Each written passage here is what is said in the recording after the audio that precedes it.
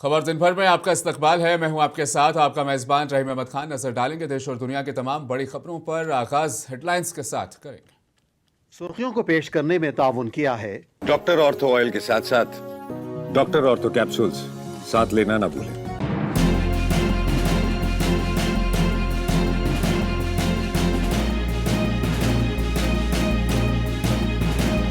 दरगाह मस्जिद फैज़ इलाही के आतम में बुलडोजर कार्रवाई के मुजम्मत। एमसीडी ने कहा अदालत की हिदायत के मुताबिक की गई कार्रवाई।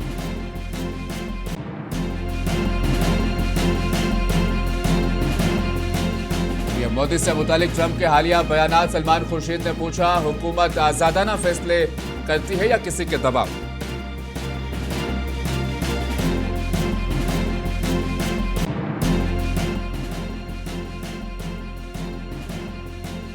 एमके स्टालिन ने तमिलनाडु में हिंदुओं के हुकूक का सलब करने से मुतालिक अमित शाह के बयान को किया मुस्तरद।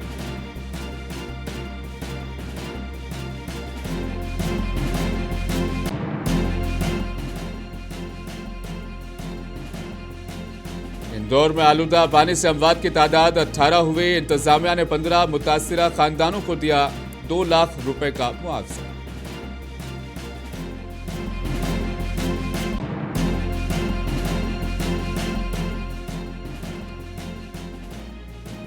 इजराइल ने यरूशलेम के करीब मुतनाज़िया बस्ती की तामीर के लिए इक़दाम किए शुरू। मगरबी किनारे का इलाका 2 हिस्सों में तकसीम होने का खदशा।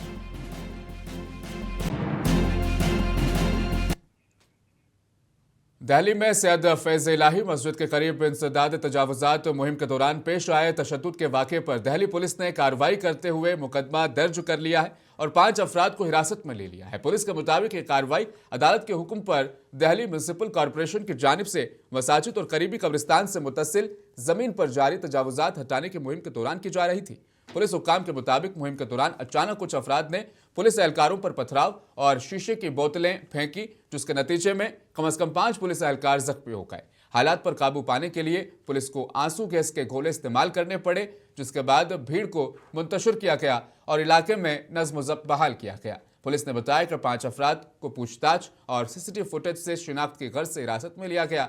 इसके साथ ही इलाके में नस्ब कैमरों और सोशल मीडिया पर गर्दिश करने वाले वीडियोस का भी तज्जिया किया जा रहा है ताकि तशद्दुद में शामिल दीगर अफराद की शिनाख्त की जा सके। हिरासत में लिए गए अफराद और ऐनी शाहिदीन के बयानात भी दर्ज किए जा रहे हैं।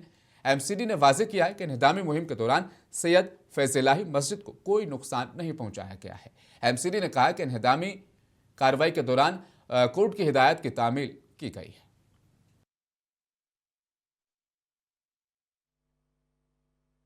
पुरानी दिल्ली के तुर्कमान गेट इलाके के अंदर ये वही जगह है दरगाह हज़रत सैयद फैज़ इलाही, जहां पर कल रात में जो जगह है वो मस्जिद का जो अहाता था उसको मिस्मार कर दिया गया, उसको मुनहदिम कर दिया गया और ये एमसीडी की तरफ से कार्रवाई की गई है। और इससे पहले एमसीडी की तकरीबन 30 से ज़ायद जेसीबी ने ये वहाँ पर जो इलाके में तैनात थी। इसके अलावा दिल्ली पुलिस की और जो पैरामिलिट्री के फोर्सेस के अफसरान भी यहाँ पर तैनात थे और ये वही जगह है जहाँ पर कल रात में ये एमसीडी की तरफ से कार्रवाई हुई है। इसके अलावा आप देख सकते हैं कि ये एमसीडी की तरफ से जेसीबी के जो मलबा है वो उठा रही है, जो जगह उसने ध्वस्त की थी।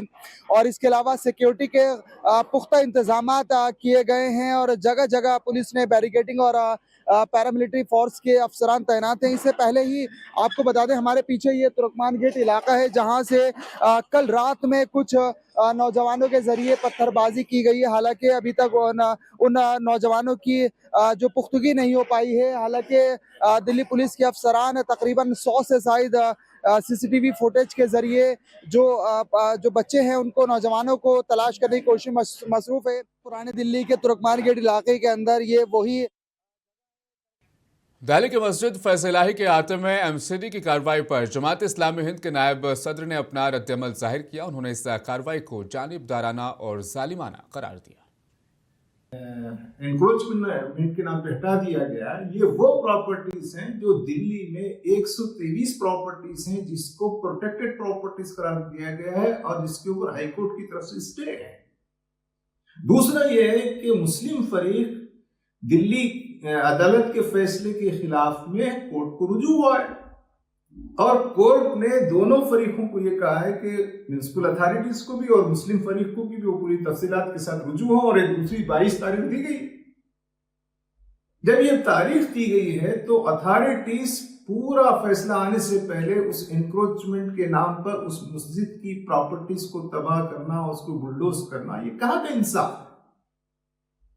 ये तो एक जानिबदारी है, ये तो एक जुल्म है, ये तो एक कुव्वत से ये बताना है कि हम जहां चाहें जैसे चाहें मुसलमानों की प्रॉपर्टीज को नुकसान पहुंचाएंगे।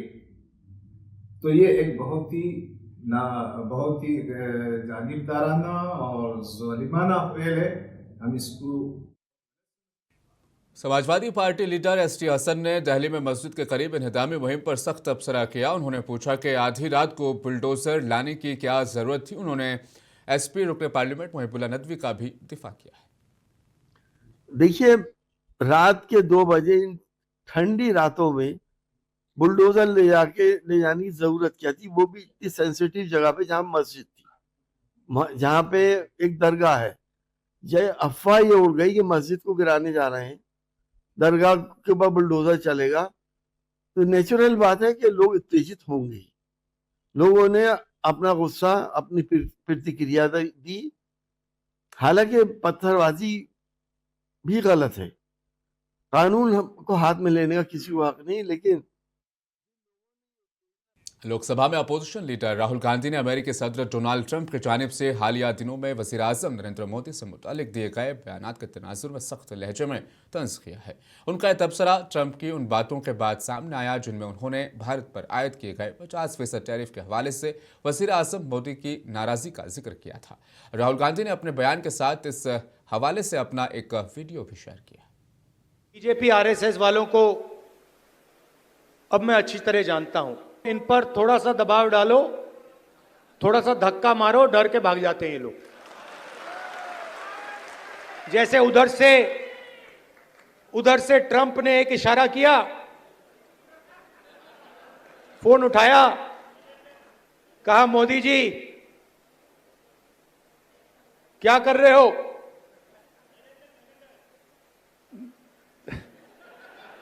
नरेंद्र सरेंडर, और जी हजूर करके नरेंद्र मोदी जी ने ट्रंप के इशारे का पालन किया। ये अमेरिकी सदर डोनाल्ड ट्रंप के हालिया टैरिफ तबसरों पर कांग्रेस लीडर सलमान खुर्शीद ने अपना रद्द-ए-अमल जाहिर किया। उन्होंने कहा कि मरकजी हुकूमत को वाज़ेह करना चाहिए कि आया वो आज़ादाना तौर पर फैसले करती है या दूसरे ममालिक के दबाव में करते हैं। ये हमारी पार्टी की लीडरशिप की राय बड़ी स्पष्ट है और इस बात को उसी स्तर से कहा गया है, बार बार कहा गया है कि ये बात स्पष्ट नहीं है इस देश में, ये बात हमारी आम जनता को स्पष्ट नहीं है कि क्या हम स्वतः अपने निर्णय लेते हैं या हमारे निर्णय पर कोई दबाव डाल के वो निर्णय हमसे लेवाता है। चाहे वो तेल का मामला हो, चाहे वो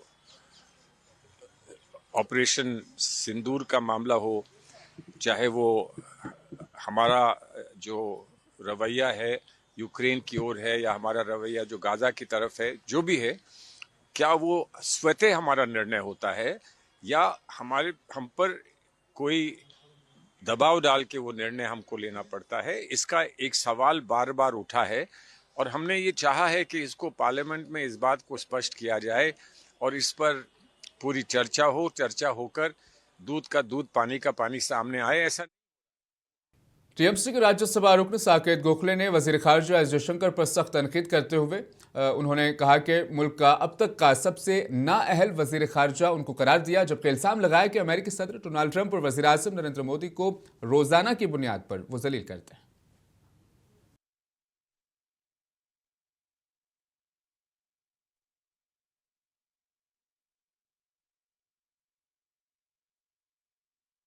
मगरबी बंगाल में बीजेपी लीडर कौस्तव बागची ने मुबैना तौर पर कहा कि हिंदुओं को मुसलमानों की दुकानों से चिकन, गोश्त या बिरयानी नहीं खानी चाहिए। इस मामले पर टीएमसी लीडर कुणाल घोष ने कहा कि हम खाने की दुकानों का फैसला मजहब की बुनियाद पर नहीं करते, ये हमारी सकाफत के खिलाफ है। ये कौस्तव बागची वो जो कह रहा है बिरयानी के बारे में कि क्या है, हमारा बंगाल का कल्चर ऐसा ये धर्म के नाम पे नहीं होता। हम लोग बिरयानी खाते हैं, आर्सेनल का बिरयानी बहुत अच्छा है, रॉयल का बिरयानी मोगलाई बहुत अच्छा है, सिराज का अच्छा है। हम हिंदू मुसलमान देख के हमारा फूड हैबिट या दुकान हमारा ये डिसीजन नहीं होता। ये एक प्रॉब्लम है। कौस्तुभ बागची जो है वो तो पॉलिटिकल कारण में उनका पूरा हेड तो सेव कर लिया है ना। जितना दिन तृणमूल रहेगा वो तो पूरा बाल उड़ा दिया है। और अभी बहुत कोल्ड वेदर, बहुत कोल्ड वेदर, सो वो सर पे कुछ इम्बैलेंस का कुछ इंडिकेशन आ रहा है। ये सब स्टेटमेंट वही कारण से हो रहा है, नहीं तो ऐसा कारण बंगाल में खड़ा होके बिरयानी कौन दुकान से खाना है, मटन कौन दुकान से खरीदना है, कोई नॉर्मल हेड से ये तो निकलेगा नहीं।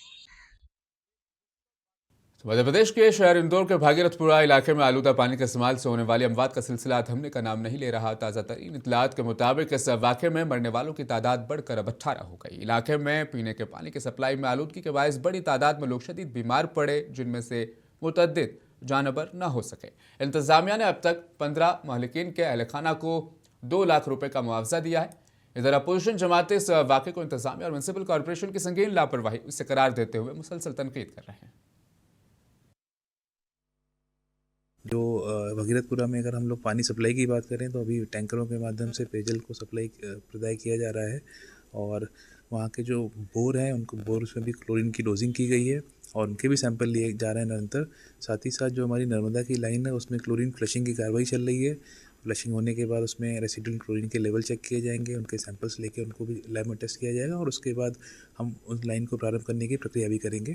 तो ये निरंतर हम लोग प्रयास कर रहे हैं कि चीज़ें सामान्य होती जाएं और वहाँ पे जो भी इसके लिए आवश्यक कदम है उठाए जा रहे हैं। देखिए ऐसे सभी दुखद परिवार, लगभग 18 दुखद परिवार हैं, उनको माननीय मुख्यमंत्री जी के निर्देशानुसार उनको सहायता राशि 2 लाख रुपए की प्रोवाइड की गई।